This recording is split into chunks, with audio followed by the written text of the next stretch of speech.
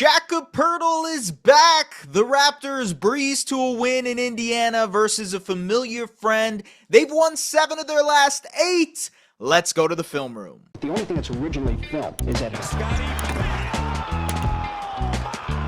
and I've studied older films and tried to figure out how I got that impression. I was getting amazed when in the cutting room. The unique thing about film is an art form exactly. is the editing. Jakob Poeltl had his best game of the season, 22 points, 9 rebounds, and he looks back, folks. He was getting out in transition with Scotty Barnes. He had his usual step in pick and rolls. Look how quickly he maneuvers out of this pick, and now he has options to him, right? So Scotty and RJ are running an action here, split action for them to work off one another, so Scotty can pop out, RJ can cut down here. And so it gives a lot of opportunities for Jakob, who now engages the help in Pascal Siakam and dunks this ball. Thought Jakob looked good defensively too. Here, he does a good job of shading Andrew Nembhard on this drive and then is able to react and recover out to get this steal. And in that third quarter, the Raptors really spammed pick and roll actions for Jakob to get inside the paint. The Raptors did a great job of getting paint touches all night. The Pacers defense was lackluster in this regard. And so when the Raptors utilize Yak as an offensive source, truthfully, he is able to get so much gravity rolling downhill because Yak is also such a good passer in this area, but he's also a pretty good finisher in this area. And so defenses have to pay attention to Jakob Poeltl on the roll because he can do a little bit of everything. And so here, 2 go to the ball because of Emmanuel quickly. Jakob now in the short roll area, and this forces Pascal Siakam as the low man to pick up. This means a couple of different things for Jakob, right? He can either finish, right? Or he can dump it off to Scotty, who can knock it down in that dunker spot area. And again, there's just the fluidity to Jakob defensively. He picks up Jarris Walker here, contains this drive. Another pick and roll situation between IQ and Jakob, and God bless Tony Bradley's soul, but he just got cooked tonight. IQ turns the corner quickly. Jakob rolls to the basket. And now as IQ jumps to make this pass, he has a couple of options, right? RJ here. Jakob rolling to the basket. And so he finds Jakob. Really nice pass, by the way. Good manipulation by IQ in that pick and roll. And Jakob finishes over Tony Bradley. And again, more of that transition play. And this is why it's so important for Scotty Barnes to be the guy bringing up the ball in transition. Because look, he has eyes here. He has eyes here. But he really wants to see Jakob Poeltl strolling to the basket. And so great manipulation with his eyes. Finds Jakob for the finish. And so, folks, Jakob Poeltl was awesome as the Raptors win. Welcome to the film room. As always, like, comment, subscribe, do the things that you guys usually do. We appreciate you. This was a fun game for all parts of the end of a road trip for the Toronto Raptors. It started out shaky, and we'll get into why it started a little bit shaky as well. The Raptors starting group still figuring things out. It feels like as soon as they get into their transitional lineups with Jamal Shed and Sandro Mamukelashvili and Colin Murray-Boyles, who returned to the lineup tonight, and Grady Dick, once those guys get into the game, the game begins for the Raptors, truthfully. They're able to get into their actions better. Their offense looks better. They get out in transition more. Again, we'll break that down in a little bit. I have something to say about this starting lineup.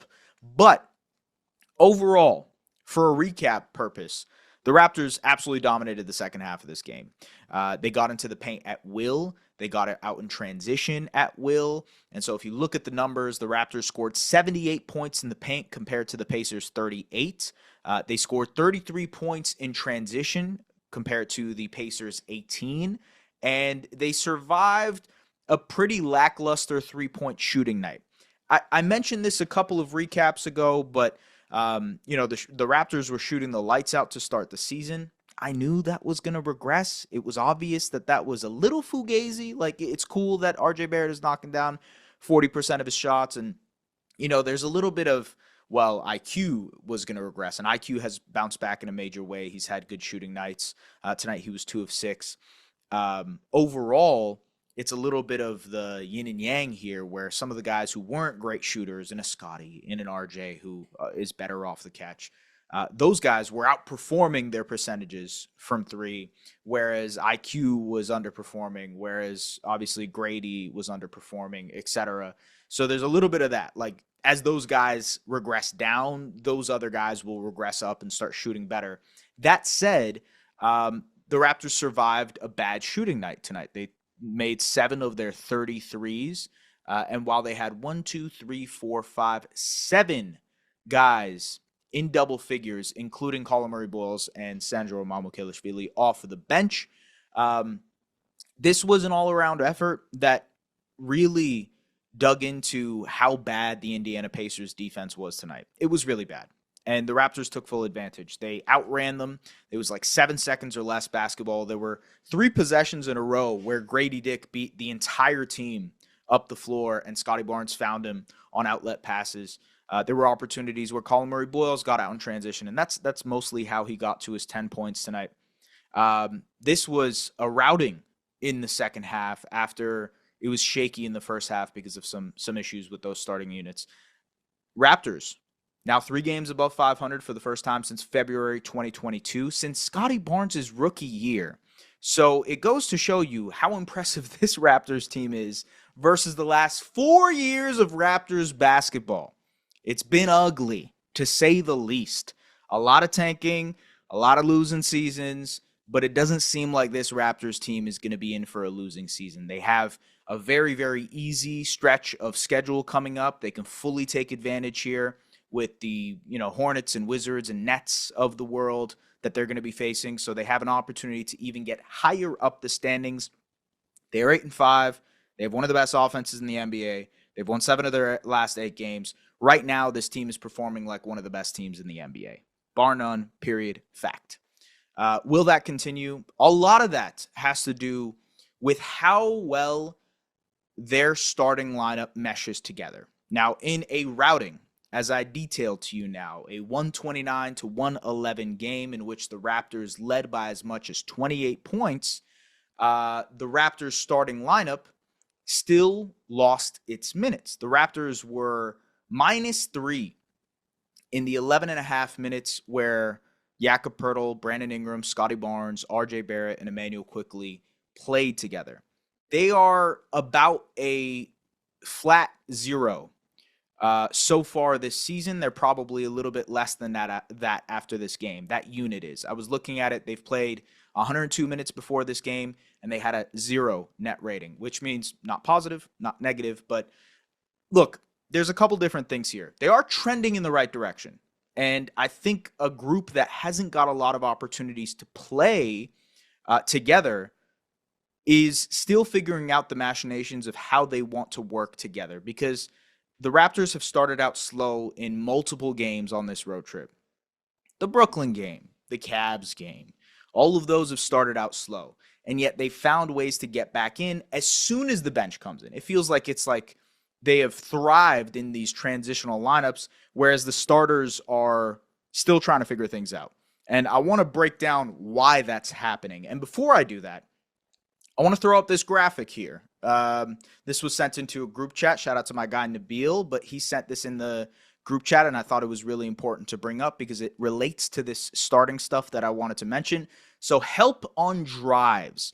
RJ Barrett is #1 in the league in terms of percentage of drives with a help defender. Emmanuel Quickley is also in the top 5.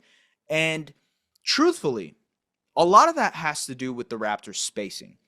RJ Barrett is one of the best drivers on this Raptors team. I mentioned how he drives offense for them, and RJ was great in this game too. 22 points. His 3-point shot came back. He was 3 of 7 tonight, 6 rebounds, 4 assists on 17 shots. This was a very good RJ game, on top of it being a very good game for Jakob Poeltl. So RJ had a great night, but to kind of illustrate the point here, RJ receives a ton of attention when he's driving the ball. Emmanuel Quickley receives a lot of attention when he's driving the ball. Why? Spacing. The Raptors run a Chicago action for RJ Barrett, so that is a pin down into a dribble handoff. And so they do this for multiple reasons. This gives RJ an easier avenue to get downhill. It gives him momentum to get downhill, but also gives him a lot of options to make plays. The issue is there is a ton of help on this drive. And so as you see here, Jeremiah Robinson Earl can help off of this drive. He is not respecting Scotty Barnes as a shooter. And while Scotty has shot the ball well, he is playing the percentages. An RJ Barrett drive is a much higher scoring opportunity than a Scotty Barnes three. And so that is part of why the spacing is a little bit wonky as RJ loses this ball. Off of this pin down, watch as the defense converges onto Brandon Ingram. There is, let's see, 4 help defenders on BI here. And part of this is timing, right? So Jakob needs to be a little bit shorter with his roll. He rolled too wide out. Yak needs to be a little bit sharper with his roll to kind of occupy the help. Quickly needs to get to this corner quicker so that he can also occupy the help. And also Scotty Barnes can do a strong side cut. And a lot of this is timing. And this is why I'm optimistic about this starting group. It is about timing and configuring how you can space these guys together at the exact same time. And so as you see here, because of the amount of attention, the offensive possession sputters out. But if we were to fast forward and the spacing is a little bit different later in the possession, with quickly above the break here, occupying the help, this is going to create a much different offensive opportunity. So BI is able to drive downhill, and this is a wide open shot for quickly. Same thing here, a Jakob Poeltl, Brandon Ingram pick and roll. And look how much attention is on Brandon Ingram here on this drive. So Pascal Siakam is digging in. He's not respecting Scotty Barnes. Obviously, Jakob Poeltl's man is stepping up as well. And look how pinched in the weak side help is here as well. It's just a lot of attention on Brandon Ingram on a drive, and it creates a turnover. But as soon as the bench comes in, it is a different story. They run a RJ Barrett CMB pick and roll, and because of this pick and roll, Tony Bradley has to step up and help as the low man, and Mamu, the shooter and decision maker that he is, makes Tony Bradley pay. So Mamu is going to step up here, and you can't do that.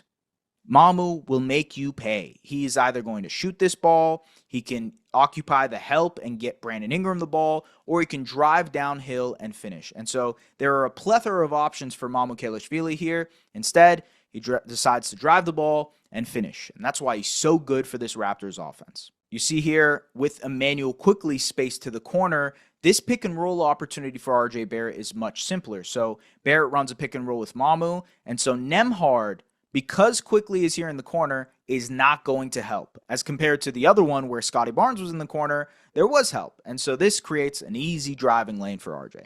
Now compare this spacing to the one you saw before. Look how it is Brandon Ingram and 4 bench players, and it is completely different spacing because Mamu is occupying the weak side. Grady is about to shake out and help on the weak side as well, space the floor. And so this creates a much easier opportunity for Brandon Ingram. A good job by Jamal Shed, by the way, doing this quick little cut to occupy Brandon Ingram as the help. And that creates an opportunity for Brandon Ingram to just go one-on-one and finish. No help needed. I think this is a good play to encapsulate it all. It is a pick and roll between Jamal Shed and Colin Murray Boyles. And because Grady Dick is spaced into this corner, and because Mamu is spaced into the other corner, it creates a lot of good opportunities for the Raptors offense. And so there will be a ball reversal here to Scotty Barnes, because in this position, Scotty has so many options. CMB is going to roll to this basket, which is going to occupy the help side defenders. So Talon Peter is either going to have to step up, and that creates an opportunity for Scotty to zip this pass to Grady, or Isaiah Jackson is going to step up and stop CMB here, which creates an easy pass from Scotty to Mamu. Or the first option happens where CMB rolls and strolls to the basket. And that is exactly what happens here on this possession. And it's worth noting that even when there is a lot of help on these drives like this quickly one, the other guys for the Raptors are making teams pay. Jamal Shed is knocking down 45% of his looks. Mamu is knocking down a good chunk of his threes. And Grady Dick is consistently knocking down 36% of his threes as well.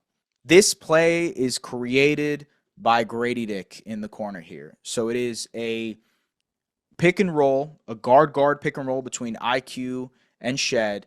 And Shed gets downhill, and watch as Jeremiah Robinson Earl not only doesn't help, but he actually goes back to Grady Dick. So it is a one-on-one opportunity between Jarris Walker and Jamal Shead, and a great job by Shead to finish through traffic. Similar idea here, so it is an empty side pick and roll between Scotty Barnes and Jakob Poeltl, and again, because Grady Dick is in the corner here, Andrew Nembhard can't step up, and so that creates a wide open driving opportunity for Scotty Barnes, because if Nembhard does step up and help, Scotty can whip this pass to Grady and get the Pacers defense in rotation, and you're keeping a pretty good shooter wide open. That is how respected Grady Dick is as a three-point shooter. Scotty gets the drive. And so space, really important for the Raptors wings to work and to work at their best, for their starting lineup to look their best. And it's kind of a puzzle piece situation for the Raptors, and they have tried different things. I mentioned it earlier on Twitter, but the Raptors tried 5 or 4 different lineups tonight with 4 starters, in which, maybe it was Jakob Poeltl as the 5th starter, or it was Grady Dick as the 5th starter, or it was Jamal Shead as the 5th starter, Mamu as the 5th starter, CMB as the 5th starter. They tried all of those bench guys alongside 4 different starters. All those minutes, they won, by the way. So it's just about plugging in the pieces and figuring out what works. I'm still rather optimistic that this starting group will figure it out. It's just a matter of understanding the spacing for each other. So when RJ Barrett is trying to get downhill on his left hand, you got to have IQ in that corner. If, Brandon Ingram is working in a post-up situation, pinch post area, then you have to find a way for Quick to be spotted up there, or RJ, who's knocking down his shots and cutting to the basket well, to be there. Timing of cuts. So strong side cuts from Scotty Barnes to attack and get downhill. Same thing for RJ Barrett. The positioning of Jakob and Scotty together and where those guys mesh. I think a lot of those things are where the improvement can come from. It's undeniable that Shead and Quickly have worked well together, because that puts Quickly off of the ball to be more of a spacer and a shooter. It's no question that Mamu has really juiced this offense because of his floor spacing, but also because of his ability to get downhill. Grady, despite there being a lot of Grady Dick skeptics, especially in these comments, and look, he hasn't knocked down his shots consistently. He's like a 36% shooter. It would be great. What did he finish with tonight? He was 0 of 4 tonight from 3. It would have been sick if he knocked down his shots. It would have been a much better game for him, because I thought he actually played a pretty good game on both ends, especially as a transition player. Why those things are important is because all of those guys space the floor, because they have a level of gravity to them. Because even if they don't have a shooting gravity to them, Jamal Shead makes good decisions with the ball in his hands, attacking closeouts.